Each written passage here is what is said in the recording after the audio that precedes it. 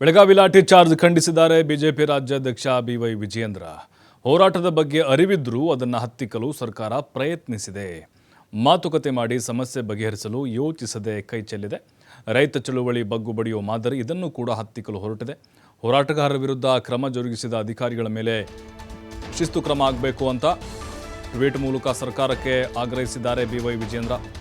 ಪಂಚಮಸಾಲಿಗಳ ಹೋರಾಟ ನಡೀತಾ ಇತ್ತು. ಇವತ್ತು ಸುವರ್ಣಸೌಧಕ್ಕೆ ಮುತ್ತಿಗೆ ಹಾಕುವಂತಹ ಪ್ರಯತ್ನ ಮಾಡಿದರು.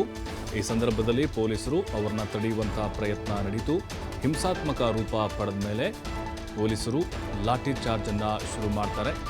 3 ಬಾರಿ ಲಾಠಿ ಚಾರ್ಜ್ ಆಗಿದೆ. ಅಲ್ಲಿ ಕೆಲವರು ತಲೆ ಹೊಡೆದಿದ್ದಾವೆ, ರಕ್ತ ಬಂದಿದೆ, ಕೈಕಾಲು ಮೂಳೆಗಳು ಮುರಿದಿದ್ದಾವೆ ಪೊಲೀಸರು ಹೊಡೆದಂಥ ಹೊಡೆತಕ್ಕೆ. ಆಮೇಲೆ ಪೊಲೀಸರು ಕೂಡ ಸಂದರ್ಭದಲ್ಲಿ ಗಾಯಗೊಂಡಿದ್ದಾರೆ. ಅವರ ಮೇಲೆ ಚಪ್ಪಲಿ ಎಸೆದಿದ್ದಾರೆ, ಕಲ್ಲುಗಳನ್ನು ಎಸೆದಿದ್ದಾರೆ.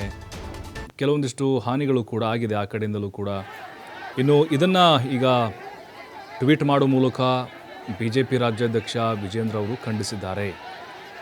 ಯಾಕಂತ ಹೇಳಿದ್ರೆ ಈ ಹಿಂದೆ ರೈತ ಹೋರಾಟಗಾರರ ಮೇಲೂ ಕೂಡ ಲಾಠಿ ಚಾರ್ಜನ್ನು ಮಾಡಿ ಅವ್ರನ್ನ ಕೇಸ್ ಹಾಕಿ ಜೈಲಿಗೂ ಕೂಡ ಹಾಕಲಾಗಿತ್ತು. ಹಾಗೂ ಕೂಡ ವ್ಯಾಪಕ ಆಕ್ರೋಶ ಕಾಂಗ್ರೆಸ್ ಸರ್ಕಾರದ ಮೇಲೆ ವ್ಯಕ್ತವಾಗಿತ್ತು. ಈಗ ಪಂಚಮಸಾಲಿಗಳ ಹೋರಾಟದ ಸಂದರ್ಭದಲ್ಲಿ ಮಾಡಿದಂಥ ಲಾಠಿ ಚಾರ್ಜ್ ಬಿಜೆಪಿಯ ಆಕ್ರೋಶಕ್ಕೆ ಕಾರಣ ಆಗ್ತಾ ಇದೆ.